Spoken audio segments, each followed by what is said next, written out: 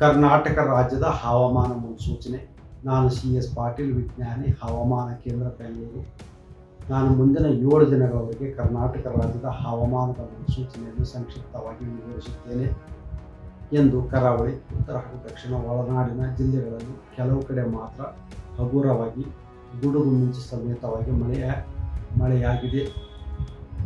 ಮಳೆಯ ಜೊತೆಗೆ ಗಾಳಿಯ ವೇಗ ಪ್ರತಿ ಗಂಟೆಗೆ 30 ರಿಂದ 40 ಕಿಲೋಮೀಟರ್ ದಾಖಲಾಗಿದೆ. ಪ್ರಮುಖವಾಗಿ ಮುಂಡಗೋಡ ಉತ್ತರ ಕನ್ನಡ ಜಿಲ್ಲೆಯಲ್ಲಿ 1 ಸೆಂಟಿಮೀಟರ್, ತ್ಯಾಗರ್ತಿ ಶಿವಮೊಗ್ಗ ಜಿಲ್ಲೆಯಲ್ಲಿ 4 ಸೆಂಟಿಮೀಟರ್ ಮಳೆಯಾಗಿದೆ. ಕೊಪ್ಪಳದಲ್ಲಿ ಗರಿಷ್ಠ ಉಷ್ಣಾಂಶ 41 ಡಿಗ್ರಿ ಸೆಲ್ಸಿಯಸ್, ಬೆಂಗಳೂರಿನಲ್ಲಿ 36 ಡಿಗ್ರಿ ಸೆಲ್ಸಿಯಸ್, ಮಂಗಳೂರಿನಲ್ಲಿ ಗರಿಷ್ಠ ಉಷ್ಣಾಂಶ 35 ಡಿಗ್ರಿ ಸೆಲ್ಸಿಯಸ್ ದಾಖಲಾಗಿದೆ. ಈಗಿರುವ ಹವಾಮಾನದ ಸಿನಾಪ್ಟಿಕ್ ಸ್ಥಿತಿ ಏನೆಂದರೆ, ಟ್ರಫ್ ಕರ್ನಾಟಕದ ಒಳನಾಡಿನಲ್ಲಿ 0.9 ಕಿಲೋಮೀಟರ್ ಎತ್ತರದವರೆಗೆ ಇದೆ. ಇದರ ಪ್ರಭಾವದಿಂದ ಕರಾವಳಿ ಜಿಲ್ಲೆಗಳಲ್ಲಿ ಏಪ್ರಿಲ್ 26ರಿಂದ ಮೇ 2ರವರೆಗೆ ಹಗುರವಾಗಿ ಕೆಲವು ಕಡೆ ಮಾತ್ರ ಗುಡುಗು ಮಿಂಚು ಸಮೇತವಾಗಿ ಮಳೆಯಾಗುವ ಹೆಚ್ಚಿನ ಸಾಧ್ಯತೆ ಇದೆ. ಉತ್ತರ ಹಾಗೂ ದಕ್ಷಿಣ ಒಳನಾಡಿನ ಜಿಲ್ಲೆಗಳಲ್ಲಿ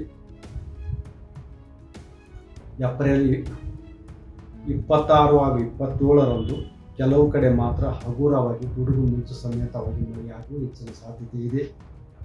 ಕರ್ನಾಟಕದ ಉತ್ತರ ಹಾಗೂ ದಕ್ಷಿಣ ಒಳನಾಡಿನ ಜಿಲ್ಲೆಗಳಲ್ಲಿ ಏಪ್ರಿಲ್ 28, 29 ಹಾಗೂ 30ರಂದು ಮಳೆಯ ಪ್ರಮಾಣ ಏರಿಕೆಯಾಗುವ ಹೆಚ್ಚಿನ ಸಾಧ್ಯತೆ ಇದ್ದು, ಏಪ್ರಿಲ್ 28, 29 ಹಾಗೂ 30ರಂದು ಕರ್ನಾಟಕದ ಉತ್ತರ ಹಾಗೂ ದಕ್ಷಿಣ ಒಳನಾಡಿನ ಜಿಲ್ಲೆಗಳಲ್ಲಿ ಹಲವು ಕಡೆ ಗುಡುಗು ಮಿಂಚು ಸಮೇತವಾಗಿ ಹಗುರದಿಂದ ಸಾಧಾರಣವಾಗಿ ಮಳೆಯಾಗುವ ಹೆಚ್ಚಿನ ಸಾಧ್ಯತೆ ಇದೆ. ಮಳೆಯ ಜೊತೆಗೆ ಗಾಳಿಯ ವೇಗ ಪ್ರತಿ ಗಂಟೆಗೆ 30 ರಿಂದ 40 ಕಿಲೋಮೀಟರ್ ಇರುವ ಹೆಚ್ಚಿನ ಸಾಧ್ಯತೆ ಇದೆ.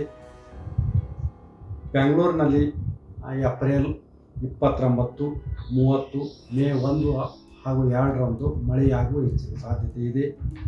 ಬೆಂಗಳೂರಿನಲ್ಲಿ ಮುಂದಿನ ಒಂದು ವಾರದವರೆಗೆ ಗರಿಷ್ಠ ಉಷ್ಣಾಂಶ ಸುಮಾರು 36 ಡಿಗ್ರಿ ಸೆಲ್ಸಿಯಸ್ ಹಾಗೂ ಕನಿಷ್ಠ ಉಷ್ಣಾಂಶ 23 ಡಿಗ್ರಿ ಸೆಲ್ಸಿಯಸ್ ಇರುವ ಹೆಚ್ಚಿನ ಸಾಧ್ಯತೆ ಇದೆ.